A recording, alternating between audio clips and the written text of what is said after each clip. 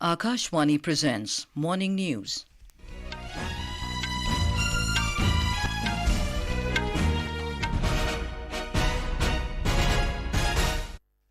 Good morning, I'm Anuja Kumar. The headlines. Prime Minister Narendra Modi meets his Qatari counterpart in Doha, discusses expansion of bilateral cooperation in trade, investment, energy and finance sectors. Government issues guidelines to undertake pilot projects for using green hydrogen in transport sector.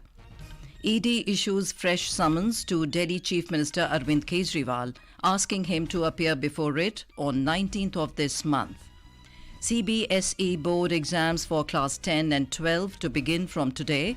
And in Men's Hockey Pro League, India to face Australia at the Kalinga Hockey Stadium in Bhubaneswar this evening. And now the news in detail. Prime Minister Narendra Modi said he had a wonderful meeting with his Qatari counterpart, Sheikh Mohammed bin Abdul Rahman Al Thani, in Doha and discussed ways to strengthen ties between the two countries. In a social media post, the Prime Minister said their discussions revolved around ways to boost India-Qatar friendship. External Affairs Ministry said that he held fruitful talks with the Prime Minister of Qatar. External Affairs Ministry spokesperson Randhir Jaiswal said the discussions covered expanding bilateral cooperation in sectors such as trade and investment, energy, finance, among others. Prime Minister Modi arrived in Doha last evening on a two-day visit to Qatar after concluding his visit to the UAE. He attended a dinner hosted in his honor by Qatar's Prime Minister. Today, Prime Minister Modi will meet the Emir of Qatar, Sheikh Tamim bin Hamad Al Thani, and hold talks on bilateral as well as regional and global issues. After he arrived in Doha, Prime Minister Modi posted that he was looking forward to a fruitful visit that would deepen the bilateral ties. He also thanked the Indian diaspora in Doha for the exceptional welcome. Earlier in his departure statement from UAE, the Prime Minister said in Qatar, he is looking forward to meet the Emir of Qatar, Sheikh Tamim bin Hamad Al Thani, under whose leadership Qatar continues to witness tremendous growth and transformation.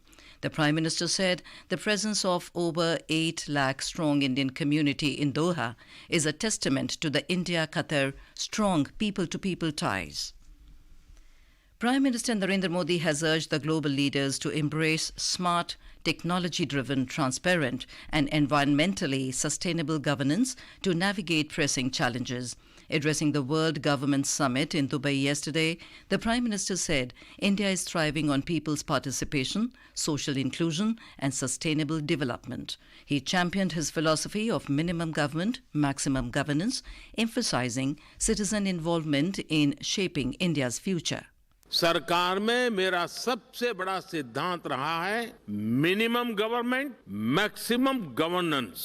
हमने holistic approach पर बल दिया। हमने प्रयास किया कि कोई अभियान भले ही सरकार शुरू करे, लेकिन समय के साथ देश की जनता उसकी बागडोर खुद संभाल ले। हमारी सैनिटेशन ड्राइव हो, गर्ल एजुकेशन को बढ़ाने का अभियान हो, डिजिटल लिटरेसी हो, इनकी सफलता पीपल्स पार्टिसिपेशन से ही सुनिश्चित हुई है।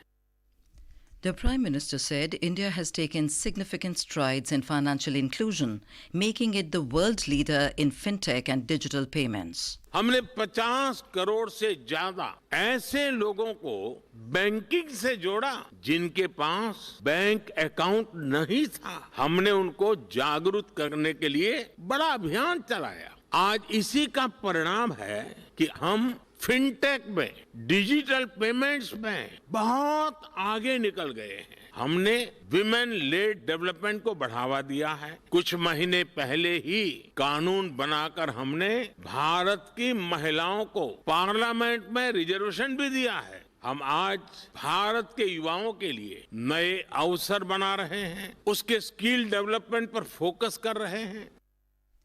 The Prime Minister declared that India will soon be the third largest startup ecosystem globally. He also talked about equitable resource sharing and robust protocols for emerging technologies like artificial intelligence, cryptocurrencies, and cybersecurity threats. In a historic moment for the Indian community in the Middle East, Prime Minister Narendra Modi inaugurated the first Hindu temple in Abu Dhabi yesterday, marking the first traditional Hindu stone temple in the Middle East. Following the inauguration, the Prime Minister offered prayers to the deities in the temple along with saints. Thousands gathered to witness the grand opening. Our correspondent reports that the Bochasan Vasi Akshar Purushottam Swaminarayan Sanstha BAPS temple, also the largest in the region, stands as a symbol of religious freedom and deepening ties between India and the United Arab Emirates. The consecration ceremony of the temple was held earlier in the day. The government has come out with guidelines to undertake pilot projects for using green hydrogen in the transport sector. The guidelines have been issued by the New and Renewable Energy Ministry under the National Green Hydrogen Mission. With the falling costs of renewable energy and electrolyzers, it is expected that vehicles based on green hydrogen can become cost competitive over the next few years. Under the National Green Hydrogen Mission, the ministry will implement pilot projects for replacing fossil fuels in the transport sector with green hydrogen and its derivatives. These pilot projects will be implemented through the Ministry of Road Transport and Highways and the scheme implementing agencies nominated under the scheme. The scheme will support development of technologies for use of green hydrogen as a fuel in buses, trucks and four-wheelers. The other thrust area for the scheme is to support development of infrastructure such as hydrogen refueling stations. This is Akashvani giving you the news. For quick news updates round the clock, follow us on our Twitter handle at AIR News Alerts. The Central Board of Secondary Education CBSE exams for Class 10 and 12 will begin today. CBSE has issued advisory for students of Class 10 and 12 appearing in the examinations to arrive at their examination centres by 10 a.m. due to anticipated traffic disruptions. The exams are scheduled to commence at 10:30 a.m. In its advisory, the board instructed students to leave from home as early as possible and use metro services to reach their exam centres on time. More than 39 lakh students are appearing for the board exams this year. In Delhi, a total of 5,80,192 students will appear for the exams at 877 examination centres. The CBSE annual board exams of Class 10 and 12 are scheduled to be held from today till the 2nd of April. Union Agriculture Minister Arjun Munda has reiterated that the government is ready to hold discussions with the protesting farmers. Speaking to media in New Delhi, the Agriculture Minister asked the Farmers' Union to maintain the environment for discussions and cooperate and communicate so that the common people do not suffer. He urged the Farmers' Union not to create hindrances in public life, as this will complicate the issue. The minister assured them that all works of administrative nature will be fast-tracked. He, however, said that there are many things to consider in making new laws. किसानों को इस बात का भी ध्यान रखना पड़ेगा, आम जनजीवन को बाधित ना करे, आम जनजीवन किसी तरह से परेशान ना हो। एक सामान्य लोगों के लिए कठिनाई पैदा करना, मैं समझता हूं कि इससे समस्या का समाधान के बजाय समस्या और अधिक उलझती है। इसलिए मैं किसान संगठनों से यही निवेदन करूंगा कि जो बातचीत का माहौल है उसको बनाए रखें। The minister added that the government wants to discuss with the farmers' organizations and find possible solutions to their demands. In view of the traffic congestion which may be caused due to farmers' protests, Delhi Traffic Police has released an advisory. The advisory said Singhu border on NH 44 is inaccessible for traffic. Interstate buses and heavy goods vehicles or commercial trucks for Haryana, Punjab, Himachal Pradesh have been asked to take diversion on Outer Ring Road at Majnu Ka Tila. Trucks originating from Azadpur Mandi bound for Sanjay Gandhi Transport Nagar have been advised to take diversion from Azadpur Mandi.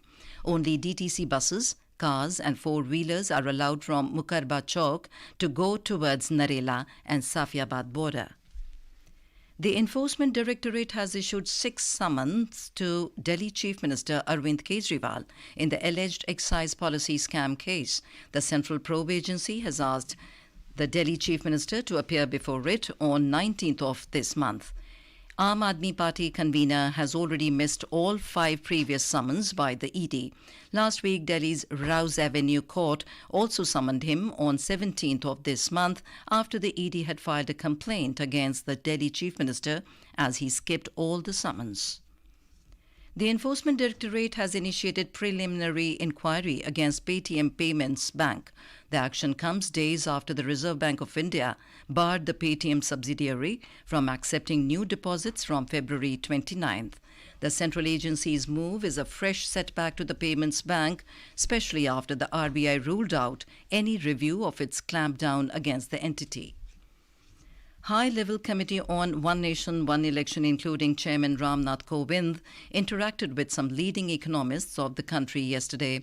A paper co-authored by former Chairman of the 15th Finance Commission, N.K. Singh, and Chief of Systemic Division Issues, IMF, Dr. Prachi Mishra, was presented to the high-level committee.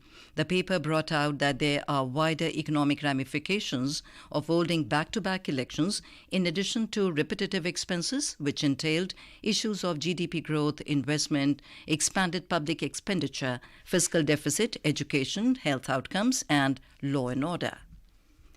250 specially able children of Jammu and Kashmir visited Delhi and Agra under Watan Ko Jano program organized by Social Welfare Department of the Government of Jammu and Kashmir in coordination with the Union Home Ministry.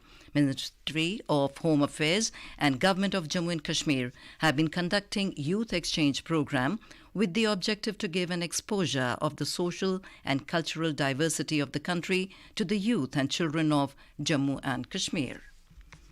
On to sports. In Men's Hockey Pro League, India will face Australia at the Kalinga Hockey Stadium in Bhubaneswar, Odisha today. The match will start at 7:30 p.m. The Indian team is looking forward to continuing their outstanding form as the men in blue have defeated the Netherlands in their previous match in penalty shootouts. In the Badminton Asia Team Championships 2024, Indian men's team will take on China in Selangor, Malaysia today. The match will start at 10:30 a.m. IST. Indian men's team has already booked their spot in the quarterfinals, but today's match against China will decide the winner of Group A. BCCI Secretary Jay Shah has confirmed that Rohit Sharma will lead the Indian team for the upcoming 2024 T20 World Cup. He assured that India will lift the T20 World Cup in Barbados, West Indies, under Rohit Sharma's captaincy. He was attending a function at the Saurashtra Cricket Association Stadium in Rajkot yesterday. The 2024 edition of the T20 World Cup will be organised in the Caribbean and the USA from 1st to the 29th of June this year. And now, for a look at today's newspapers, it's over to Renu Kataria. Thank you, Anuja. As a symbol of global unity with the inauguration of the first Hindu temple in Abu Dhabi, Prime Minister Modi thanks the UAE for scripting a new golden chapter of human history. The Tribune states, boost to cultural ties as Modi opens largest temple in UAE. Boards get younger as companies seek tech-savvy directors with expertise in new age areas like AI and cybersecurity, reports the Economic Times.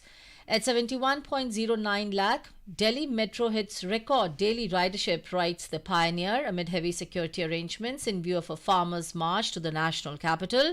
A headline from Hindustan Times says, India set to establish new naval bases at Agati, Minicoy Islands in Lakshadweep. And finally, a headline in the Indian Express quoting the state government writes, after China and Santiago, Delhi e-bus fleet, third biggest in the world with a total of 1,650 buses. And with that, it's back to you, Anuja. Thank you, Renu. And now, before we end the bulletin, the headlines once again. Prime Minister Narendra Modi meets his Qatari counterpart in Doha, discusses expansion of bilateral cooperation in trade, investment, energy and finance sectors. Government issues guidelines to undertake pilot projects for using green hydrogen in transport sector.